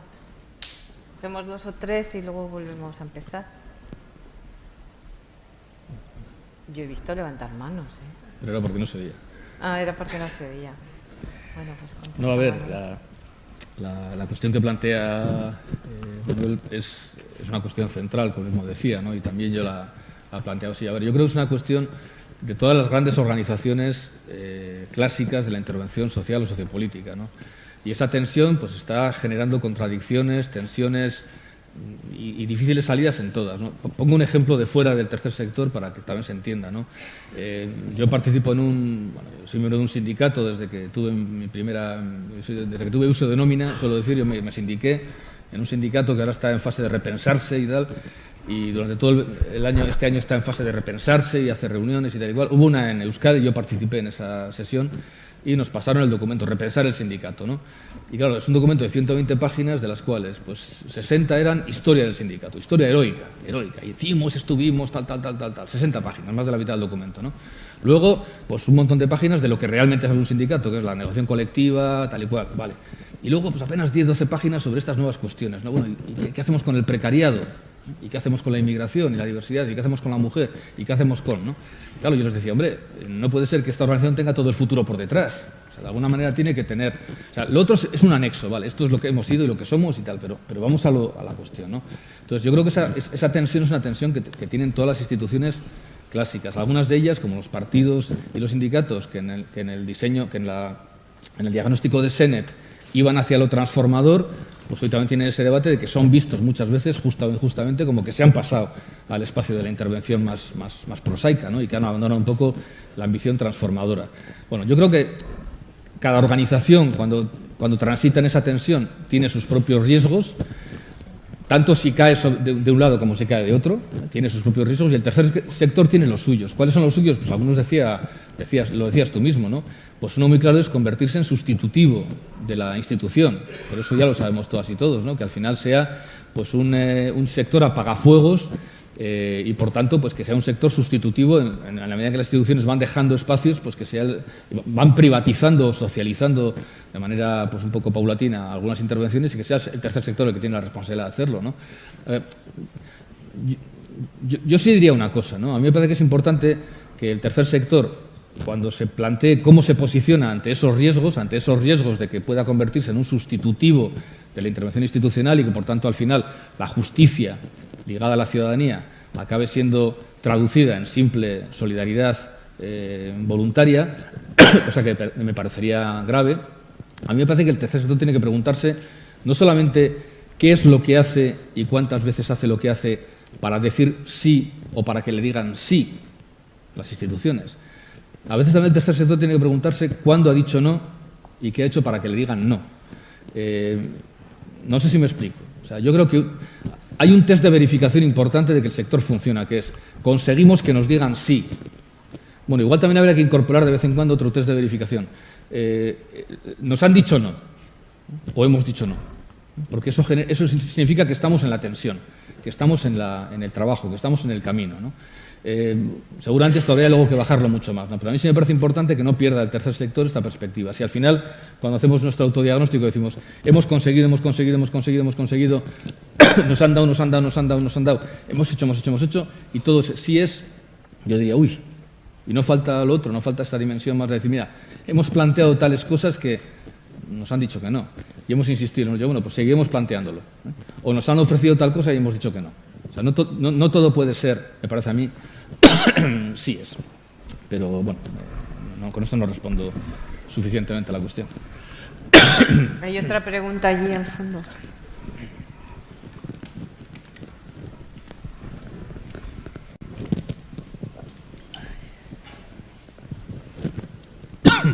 Hola, buenos días. En relación a lo último que comentabas, quería preguntarte si no crees que al tercer sector le hacen falta algún tipo de gestos que no son la consecuencia del día a día, sino que son gestos como más contundentes para que la sociedad nos perciba de una determinada manera que queremos ser percibida. Y me explico, hace poco oí a una persona que decía que no entendía cómo no había habido gestos, ponía un ejemplo, relacionados con la banca, sabiendo lo que ha hecho con determinadas cosas, cómo no había habido gestos en esa dirección de decir, oye, mira, pues contigo no. Es un ejemplo que he puesto así porque lo escuché otro día de una persona, ¿no? Y la pregunta es esa, ¿qué ¿qué gestos crees que podríamos tener para ser considerados en una dimensión que queremos ser considerados, ¿no? Gracias. Sí, es una pregunta pues muy interesante. A mí me da un poco de pudor el deciros, a ver, yo soy parte del tercer sector en la medida en que soy colaborador económico y con mi tiempo, en la medida en que soy partidario y en la medida en que participo de muchas maneras, pero en fin, yo no estoy en el día a día del tercer sector. Mis ámbitos de participación sociopolítica son otros, son más bien en los movimientos sociales y en el sindicalismo y en la política, pero entonces me da un poco de pudor venir ahí con un paracaidista y decir, teníais que haber hecho no sé qué, ¿no? Pues Cáritas tenía que haber dicho que no cuando Amancio Ortega le dijo no sé qué. Vosotros teníais que haber dicho 4 cosas al de la Caixa que estaba aquí, pues no sé qué. ¿Y por qué no haber dicho que nadie se ha levantado con una...? A mí me da un poco de pudor, ¿no? Sobre todo porque, bueno, cada tiempo tiene su afán, ¿no? Me da un poco de pudor. Bueno, a ver, pero sí creo que el planteamiento que haces es muy importante, ¿no? Es muy importante. No tanto por la percepción de la opinión pública. Lo de la opinión pública es muy complicado de gestionar, ¿no? Yo a veces digo que si yo, por ejemplo, como sociólogo me contratara al Ayuntamiento de Lepe para cambiar su imagen, yo diría, no gastéis un duro en eso. O sea, Lepe y chiste va a ser para siempre, eso es imposible, ¿no? Hace no mucho la gente que trabaja en temas de tercera edad en Euskadi decía, queremos cambiar la imagen de la empresa. Y dije, a ver, lo importante es que no os creáis la imagen de la opinión pública. O sea, lo importante es que los del EPE no crean que solo hacen chistes, porque si se le creían eso sería horroroso. Lo importante es que la gente mayor no crea que solo son dependientes y una carga. O sea, me importa más el reflujo de la opinión, ¿no? Así todo, eso no quiere decir que haya que despreocuparse. Pero cuando preguntamos a la gente por el tercer sector, y seguramente si preguntamos así, pues bueno, muchas de las cosas que veíamos ahí saldrán, ¿no? ¿Dónde estaba el tercer sector? Estos son todos unos vendidos y tal y cual, ¿no? Cuando preguntamos luego, en cambio, por la expresión o por la concreción del tercer sector en determinada circunstancia o en determinado lugar, vemos que la valoración cambia mucho, porque le ponen cara y le ponen rostro y le ponen acción, ¿no? Entonces, bueno, no tanto por combatir los estereotipos sociales dominantes respecto del tercer sector, que a veces son pues muy claros y muy justos muchas veces, esas preguntas que decía yo antes, ¿dónde estaba el tercer sector cuando... Bueno, ¿dónde estabas tú, Zubero, ¿no? Que es tan fácil teorizar, ¿dónde estabas tú? ¿No? La gente estaba allá, bueno. Pero sí es verdad que el propio tercer sector... A ver, yo creo que tendríais que haceros, o igual ya lo tenéis, ¿no? ¿Qué cosas digo? Pero una especie como de plantilla de autoevaluación permanente, ¿no? Y una de ellas sería esta, ¿no? O sea, antes de decir un sí o de decir un no, ¿esto qué consecuencias tiene? Primero, ¿qué consecuencias tiene respecto de nuestra acción? Nos compromete en algo, nos libera, nos impulsa, nos ayuda. ¿Qué consecuencias tiene sobre la gente con la que trabajamos, que es fundamental? ¿Qué consecuencias tiene para nuestra propia conciencia, para nuestro propio sentimiento? O sea, ¿nos vamos a sentir mejor o va a ser una especie como de sí vergonzante o de no vergonzante? Y también, pues, para la imagen, ¿no? Entonces, yo no sé darte una respuesta concreta. Bueno, otra vez podría decir, yo hubiera hecho, pero es muy fácil decir yo hubiera hecho cuando no tengo ninguna responsabilidad. Pero sí me parece que la pregunta es una pregunta que debería formalizarse, es decir, debería ser un elemento, una herramienta fundamental de autorreflexión, de autodiagnóstico del sector, ¿no? O sea, cuando decimos sí a algo o cuando tenemos interlocución con una institución, ¿cómo lo hacemos? Es decir, ¿qué consecuencias tiene esto? De alguna manera nos atrapa, de alguna manera nos libera, nos impulsa, tenemos que negociar y por una parte sí, por otra no. Bueno, como decía antes, seguramente las preguntas son preguntas que tienen respuestas en un momento y no son universales, ¿no? A lo mejor en un caso hay que decir, pues mira, esto hay que decir que no, pero ojo, igual a la siguiente te digo que sí, ¿no? Pero la pregunta me parece fundamental, me parece que indica efectivamente esa dimensión autocrítica, pero que puede concretarse en una plantilla de evaluación. Mira, pues oye, ¿por qué hemos dicho que sí a esto cuando de alguna manera nos, entre comillas, ¿no? Nos mancha un poco, ¿no? Nos incapacita, ¿no? O no, mira, hemos dicho que sí a esto, pero por otras razones. Bueno, en fin, yo creo que, o sea, yo recojo y doy altavoz detrás de la pregunta, que me parece que es lo más importante que la respuesta que yo pueda dar. ¿Alguna cuestión? ¿Por aquí? Sí, hay 3 manos. El micrófono... Oh.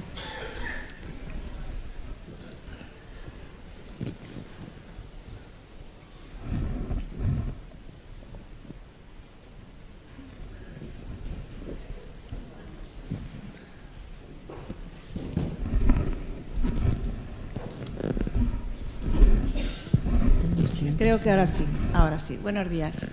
Bueno, primero me ha encantado, sobre todo, todos los esquemas, aunque tú decías perdonar y tal, está muy bien, porque de verdad los esquemas y las explicaciones han sido fabulosas, sinceramente. Y por eso mismo yo me gustaría que me explicases por qué ahora somos tercer sector. ¿Y desde dónde? ¿Y desde cuándo ha salido? ¿Y quién es el primer sector? ¿Y quién es el segundo sector?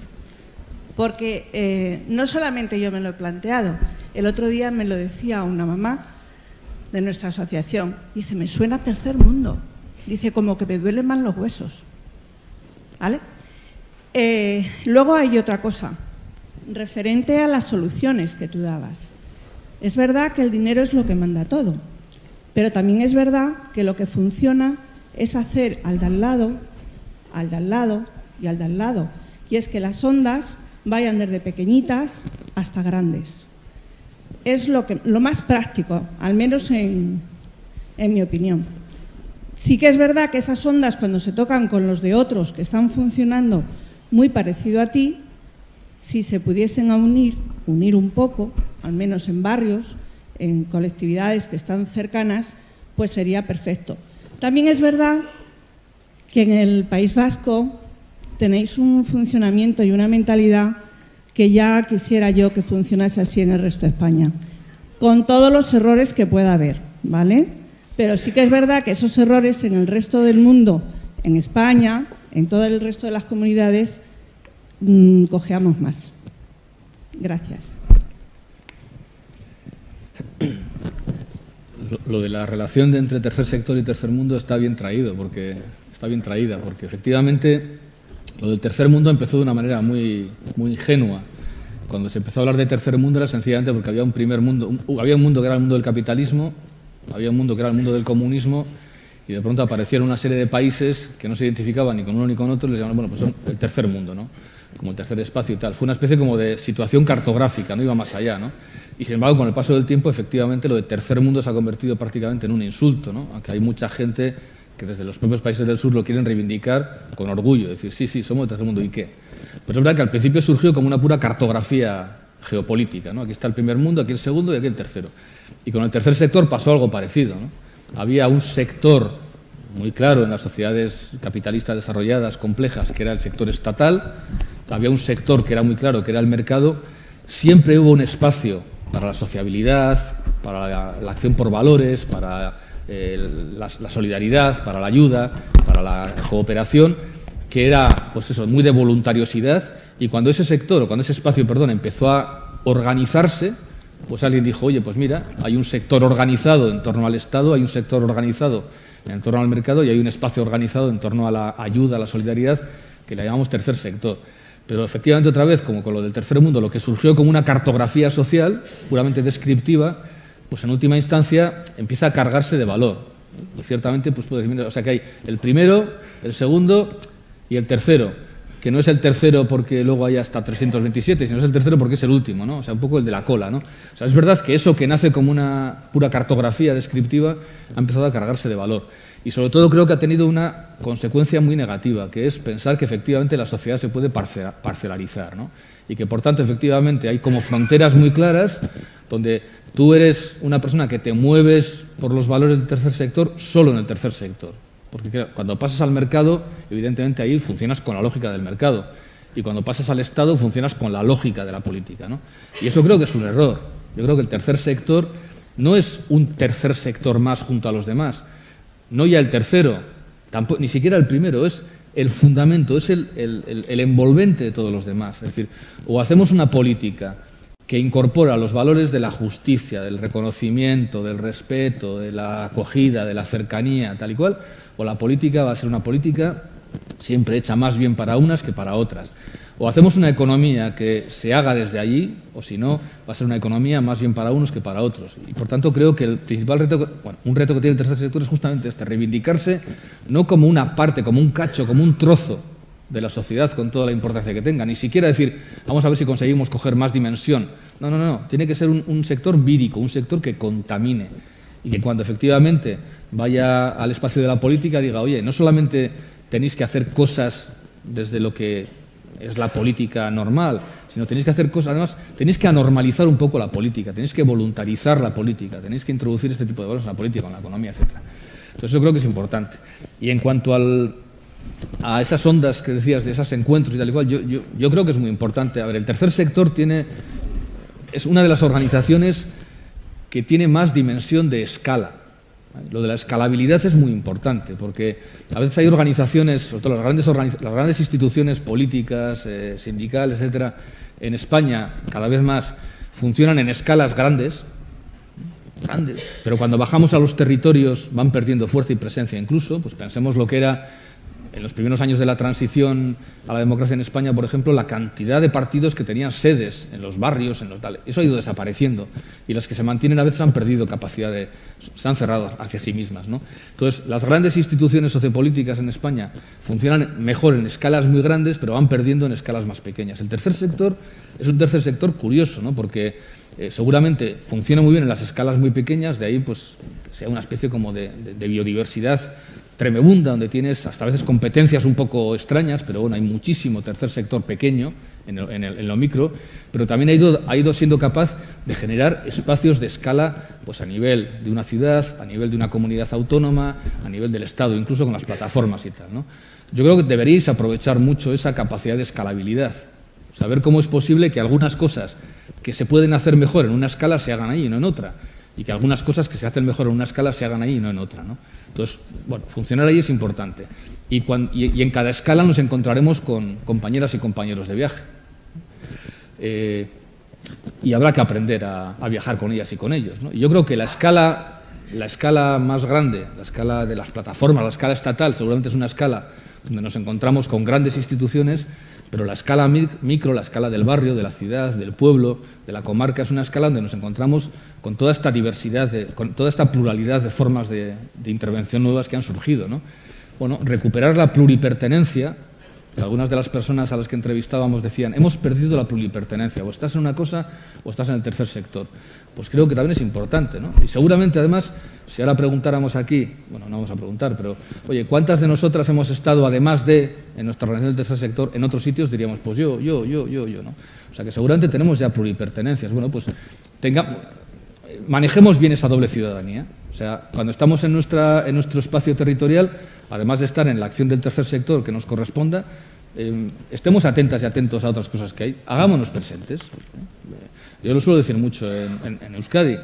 Cuando los lunes la coordinadora de Ongi Etorri Refuxiatuak, es decir, Bienvenidos Refugiados, hace la convocatoria en la Plaza Circular de Bilbao, es bueno que esté la gente del tercer sector, es bueno que esté la gente de los sindicatos, es bueno que esté la gente de los partidos, hay que estar allí. O sea, ¿por qué? Porque en un mundo de incertidumbre, en un mundo de transformaciones, ¿sabéis de quién va a ser el futuro? El futuro va a ser de los contrabandistas. El futuro es de la gente, o de los anfibios y anfibios, de la gente que sea capaz de vivir en dos mundos, de pasar las fronteras. Esos son los que van a hacer futuro, porque van a poner cara al tercer sector.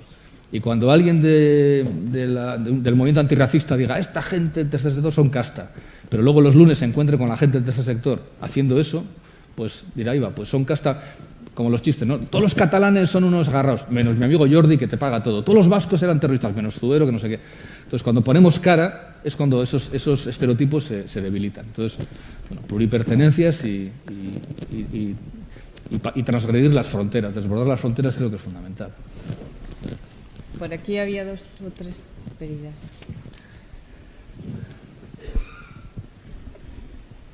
Bueno, a mí me ha gustado mucho esa idea que nos has lanzado del compromiso como herramienta para gestión de la diversidad, justamente en esos espacios donde no hay una obligatoriedad, ¿no?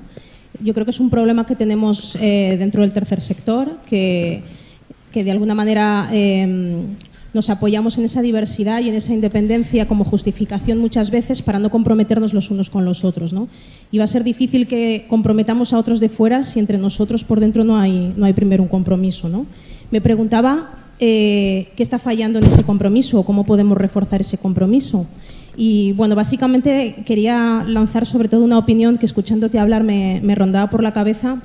Y tiene que ver con que es cierto que las personas de manera natural somos seres sociales y buscamos ser solidarios y ayudar, pero en nuestra naturaleza también está la competencia y a veces está también el cubrir determinados intereses personales y el sobrevivir, ¿no? y cómo eso está operando de alguna manera silenciosa en nuestra forma de hacer como sector y que lo estamos proyectando y transmitiendo, y que a lo mejor esa falta de compromiso puede tener bastantes obstáculos en esa parte silenciosa, ¿no?, de egos, de luchas de poder. Y a veces me daba un poco la sensación al escucharte de que no sé si llevamos un rinoceronte o a veces nos convertimos en él, ¿no? Y es un poco esa idea que me venía todo el rato a la cabeza. No sé muy bien si me he explicado bien y si puedes ofrecerme un poco más de información. Gracias. Bueno, a ver, yo sí creo que yo sí creo que he entendido lo que planteas, y además creo que lo identificas bien y lo diagnosticas bien, ¿no?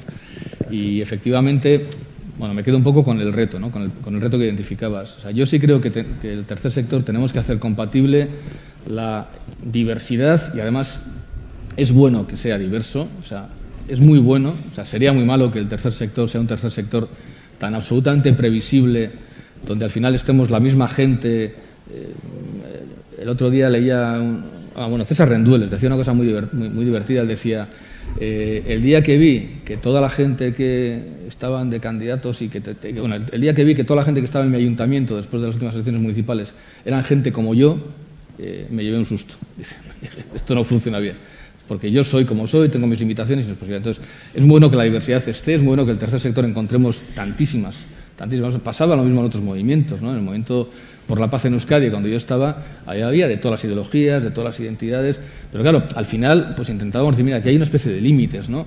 Que seguramente no es tanto un blanco y negro, ¿no? Luego hay elementos de grises, de porosidad, donde ahí caben más las discusiones, pero todo no cabe, ¿no? Todo no cabe.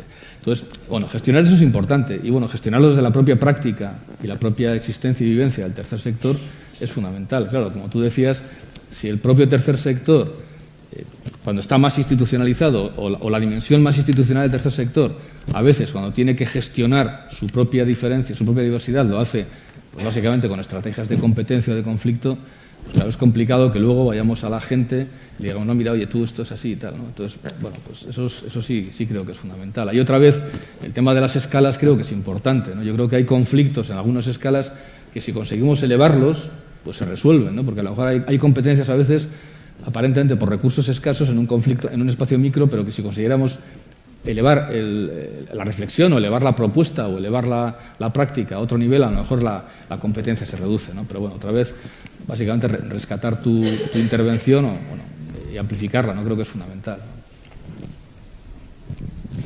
Buenos días, soy Lilian de Amigos de la Tierra. Nos has hablado, puesto bastante en contexto con las transformaciones sociales, pero yo quiero enfatizar que en paralelo con estas transformaciones sociales y todas las iniciativas y los cambios que estamos viviendo a nivel social, en paralelo también estamos viviendo una transformación ecológica muy importante. Solamente tenemos que hablar de cambio climático, con los cambios drásticos que nos va a traer en el clima, la pérdida de biodiversidad que nos va a afectar en nuestra economía a todas las escalas, acaparamiento de recursos, etcétera, etcétera. Y eso puede parecer totalmente desconectado, pero no lo es en absoluto. Son dos fenómenos que están totalmente entrelazados y además que el fenómeno ecológico va a crear más pobreza, más desigualdad, más migraciones, etcétera, etcétera. Entonces, mi pregunta es si dentro de tus reflexiones has introducido en algún momento este factor y aquí desde luego lanzar el mensaje de que toda esta reflexión a nivel social no puede estar desconectada de lo que está pasando con el planeta. Muchas gracias. Sí, vamos, no puedo estar más de acuerdo lo que he hecho yo hoy ha sido básicamente una ficción, en alguna parte una ficción. La ficción es, estamos en una caja perfectamente cerrada que es España y hacia adentro pues descubrimos una serie de cosas, ¿no? Y efectivamente pues no han aparecido ni algunas de mis militancias más importantes, que es pues eso, la solidaridad con las personas refugiadas o la cuestión ecológica, como tú dices, ¿no? O sea, al final el tercer sector pues funciona dentro de una caja, que es la caja estatal, o que es la caja comarcal, o que es la caja regional, o que es la caja autonómica, pero no podemos olvidarnos que una de las grandes transformaciones, no ya del presente, porque nos vienen advirtiendo de la misma de los años 60, ¿no?, pero una de las grandes transformaciones que va a cambiar, y va a cambiar nuestro mundo, sí o sí, es justamente la idea de que vivimos la idea de los límites ecológicos, punto. Y por tanto, cualquier intervención que hagamos va a tener siempre que ser una intervención que sea consciente de que vivimos, como decían algunos, en una época de alcance universal. Las cosas que hagamos aquí tienen repercusiones también sobre otros lugares, ¿no?, o tendrán repercusiones sobre otras generaciones. Entonces, me parece que es fundamental. Yo lo he incorporado porque he utilizado básicamente los documentos del tercer sector para hacer mi intervención, pero esa perspectiva habría que tenerla, ¿no? Y, hombre, según hablaba, sí se me ocurría una cosa, ¿no?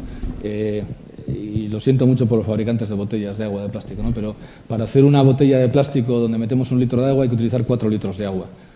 Bueno, pues a lo mejor habría que tomar alguna decisión sobre eso y no volver a utilizar botellas de plástico. Insisto, lo lamento mucho por quienes trabajan en el gremio, pero si al final dedicamos 4 litros de agua para fabricar el recipiente, por decir, desperdiciamos 4 litros de agua para meter 1 litro de agua, pues a lo mejor tendremos que volver a la vieja estrategia del botijo o de la jarra y el vasito de cristal, que no pasa nada, ¿no?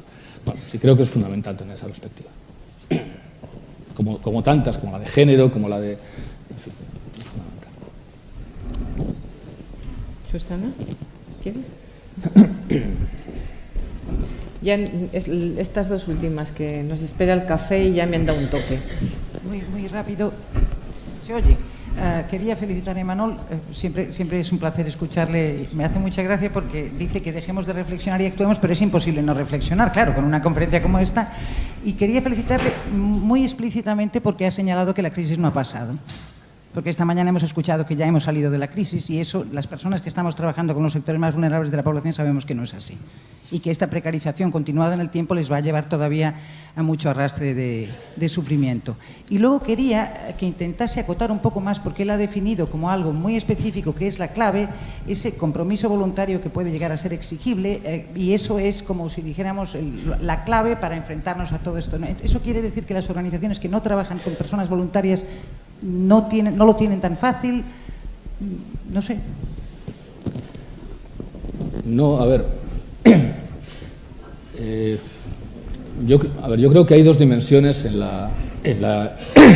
el modelo de persona voluntaria, de voluntariado, hay dos dimensiones. Una casi jurídica o administrativa, es decir, que en principio en una organización se diferencia entre quien es profesional, es decir, quien recibe un ingreso, quien recibe un sueldo por su trabajo, y quien no lo recibe, que es voluntario o voluntaria, aunque a veces nos encontramos con que la propia persona voluntaria tiene la misma cualificación o más que la persona profesional y aporta su cualificación, o sencillamente esa cualificación la aporta en otro ámbito y cuando va a la organización del tercer sector lo que aporta es otra cosa, tiempo o empatía o capacidad de escucha, ¿no?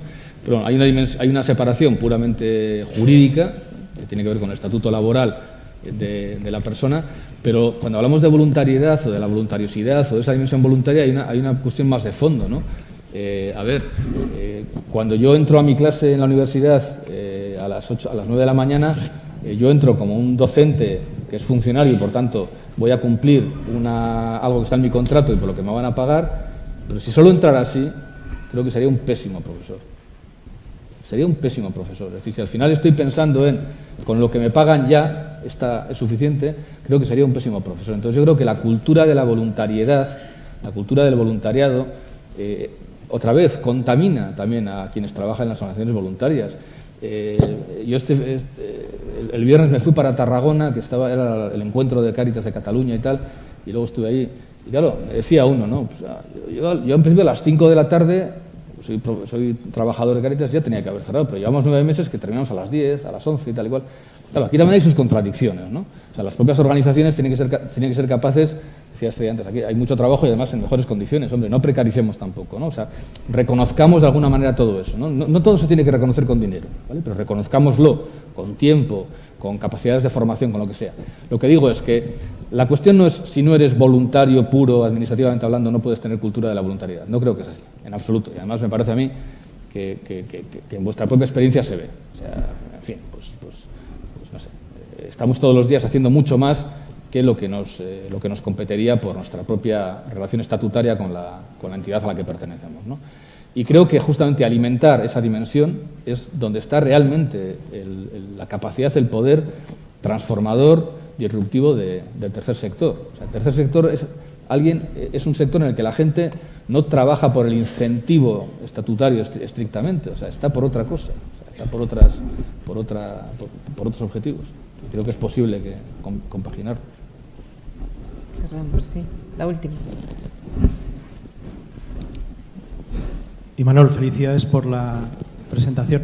Creo que ya me ha respondido en la anterior respuesta, porque te iba a preguntar que hay un brazo, las entidades del tercer sector, tenemos un brazo fuerte, que es el de la provisión de servicios, y hablabas de un brazo más raquítico que habría que fortalecer, que es el de la transformación. Y entiendo que con la respuesta anterior prácticamente has respondido, salvo que quieras añadir algo más. No, vamos, únicamente insistir en eso, ¿no? En que, a ver, cuando he dicho lo del brazo raquítico tampoco quiero decir porque sea exactamente así, ¿no? Yo sí creo que estamos transformando. A ver, ¿qué indicadores buscamos de transformación luego? Pues ahora, es que es muy difícil transformar, ¿eh? O sea, es muy difícil. Yo sí creo que el tercer sector está transformando. Igual está transformando sin planificarlo, sin aprender de sus propias prácticas y, por tanto, sin mejorar su experiencia transformadora, porque de alguna manera le pasa como al sindicato que decía antes, ¿no? Si ahora hiciéramos un documento de repensar el tercer sector, seguramente pues la mitad sería historia del tercer sector, logros, tal y cual. Luego dedicaríamos mucho espacio a aquello que hacemos bien, que es la intervención concreta y la función del obvio de interlocución con las instituciones, y luego dedicaríamos unas pocas páginas a estos retos, ¿no? De la ecología, del género, de no sé qué, de tal, de la transformación. O sea, pero ¿eso quiere decir que los sindicatos no estén transformando? No creo que sea cierto. ¿Que los partidos no estén transformando? No creo que sea cierto. ¿Que los gobiernos no estén transformando? No creo que sea cierto. ¿Que el tercer sector no esté transformando? No creo que sea cierto. Pero igual nos faltan indicadores un poco más claros, una apuesta más clara de que eso es algo que queremos hacer, que queremos analizarlo y que queremos medirlo, ¿no? Y igual de pronto cuando lo medimos decimos, oiga, pues bueno, está un poco raquítico, pero cuando hemos hecho un par de flexiones ya estamos un poco más así, ¿no? Entonces yo sobre todo daría mucha importancia a eso, ¿no? A que lo introduzcamos como una variable, como un factor fundamental de nuestros diagnósticos y de nuestras evaluaciones. Bien, para dar las gracias, de acuerdo.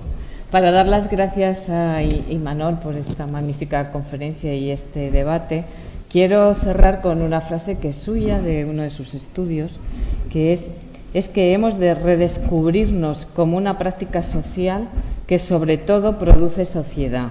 Y como el lema de la conferencia es la sociedad que queremos, creo que viene como anillo al pelo esta frase. Muchas gracias, Imanol. Muchas gracias.